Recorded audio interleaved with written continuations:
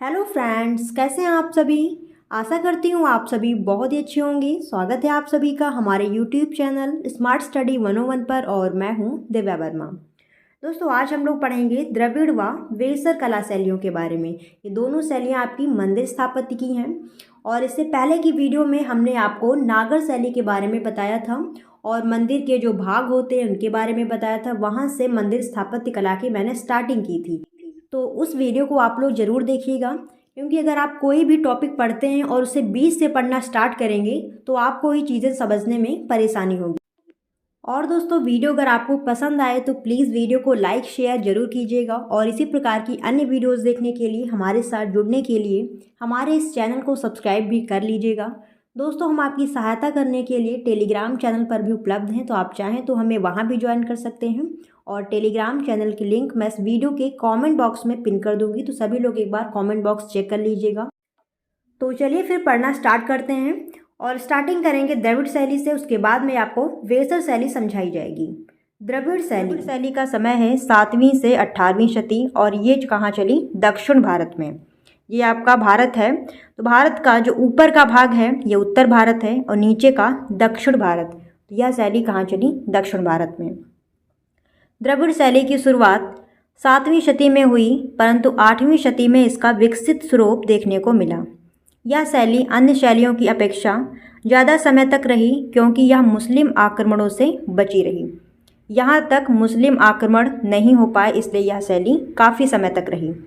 द्रविड़ शैली के मंदिर प्रमुख रूप से दक्षिण भारत में बनाए गए हैं। यह शैली मुख्य रूप से तमिलनाडु, केरल, दक्षिणी आंध्र प्रदेश और दक्षिणी कर्नाटक में पाई जाती है। इस शैली में जगमोहन जगती आयताकार होती है। देखिए, नागर शैली में जगती कैसी थी? वर्गाकार। और द्रविड़ शैली की जगती कैसी है? आयताकार। जगती यानी कि जो चबूतरा होता है वो कैसा है? यहाँ का आयताकार। इसका शिखर अष्टफलकी मीनार नुमा होता है। ऊंचे उठते भाग को विमान कहा जाता है। इसका जो शिखर है वो अष्टफलकी मीनार नुमा होता है, जैसे मीनार बनाई जाती हैं। मुस्लिम धर्म में मीनारों का निर्माण खूब हुआ है, देखा होगा आप लोगों ने। तो मीनार की तरह ही इसका शिखर होता है और शिखर का जो ऊंचा ऐसे इस तरीके का भाग होता है इसे कहते हैं विमान। शिखर की सर्वोच्च भाग पर स्तूपिका नामक संरचना बनी होती है। जो शिखर होता है, देखिए इस प्रकार से जो शिखर बना होता है इसके ऊपर स्तूपिका नामक संरचना बनी होती है। जैसे स्तूप होता है इस प्रकार से, स्तूप आपको पढ़ाया गया है, तो इस प्रकार से स्तूप होता है उल्टे कटोरे की तरीके से। तो इसी प्रकार से यहाँ पर छोटी सी स्तूप के समान ही स्तूपिका बनी होती है। आगे बढ़ते हैं।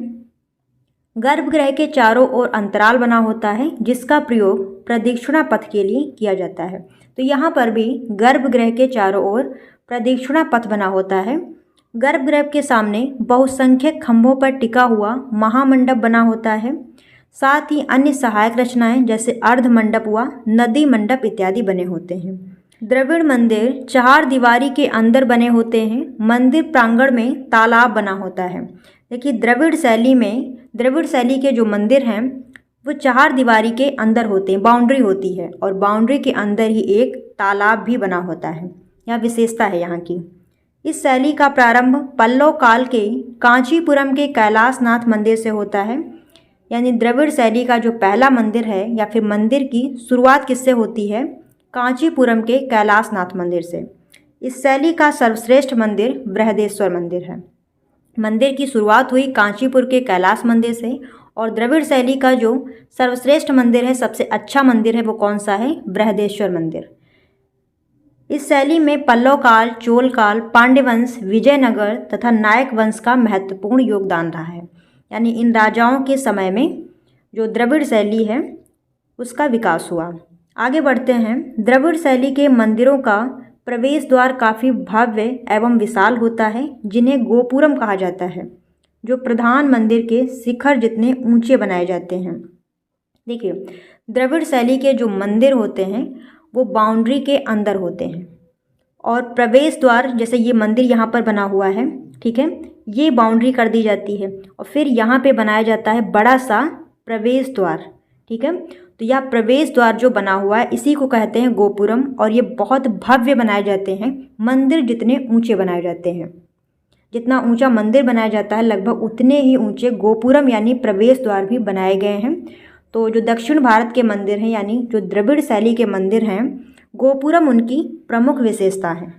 अगला पॉइंट है द्रविड़ शैली की पहचान विशेषताओं में चहार दीवारी, गोपुरम यानी प्रवेश द्वार, वर्गाकार या अष्टकोणीय गर्भगृह, पिरामिड नुमा शिखर, मंडप, नदी मंडप, विशाल संकेंद्रित प्रांगण तथा अष्टकोणीय मंदिर संरचना शामिल है। तो द्रविड़ शैली की पहचान विशेषताओं में कौन कौन सी चीज़ें शामिल हैं? चहार दीवारी यानी बाउंड्री, गोपुरम तो बहुत ही ज़्यादा इम्पॉर्टेंट है, पिरामिड नुमा शिखर, नदी मंडप, ये सारी चीज़ें शामिल हैं। अगली शैली है वेसर शैली। वेसर शैली का समय है 8वीं से 14वीं सदी और यह कोई मौलिक शैली नहीं है। यह द्रविड़ और नागर इन दो शैलियों का मिश्रित रूप है। वेसर शैली के मंदिरों का प्रमुख केंद्र कर्नाटक हेले विद मैसूर है।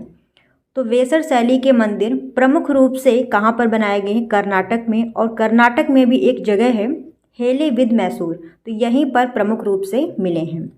इसके अतिरिक्त यह शैली महाराष्ट्र, गोवा, आंध्र प्रदेश में भी प्रभावी रही है।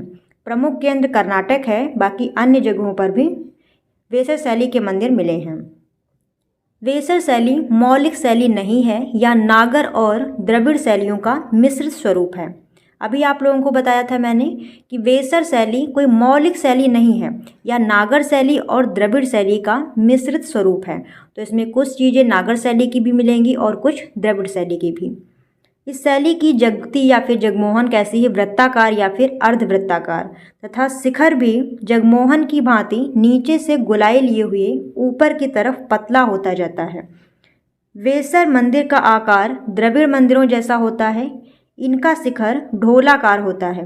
वेसर शैली के जो मंदिर हैं ये द्रविड़ मंदिरों जैसे होते हैं और इनका शिखर यानी जो ऊपर का भाग होता है शिखर वाला, वो कैसा होता है? ढोलाकार।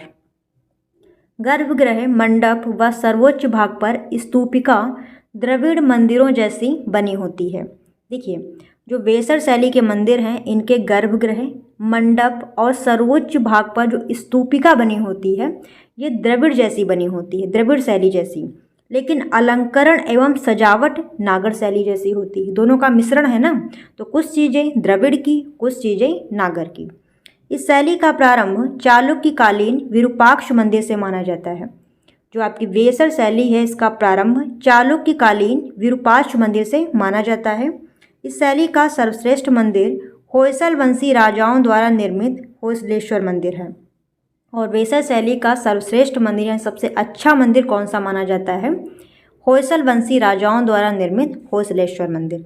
इस शैली को चालुक्य शैली भी कहा जाता है। जो वेसर शैली है इस शैली को चालुक्य शैली भी कहते हैं। तो यहीं पर यह वीडियो समाप्त होती है। वीडियो अगर आप लोगों को पसंद आई हो, आपके लिए हेल्पफुल रही हो, तो प्लीज़ दोस्तों वीडियो को एक लाइक ज़रूर दीजिएगा और अपने सभी साथियों के साथ में इस वीडियो को शेयर भी कीजिएगा। फिर मिलते हैं दोस्तों ऐसे ही किसी नए वीडियो के साथ। तब तक आप जुड़े रहें हमारे साथ। धन्यवाद दोस्तों। जय हिंद।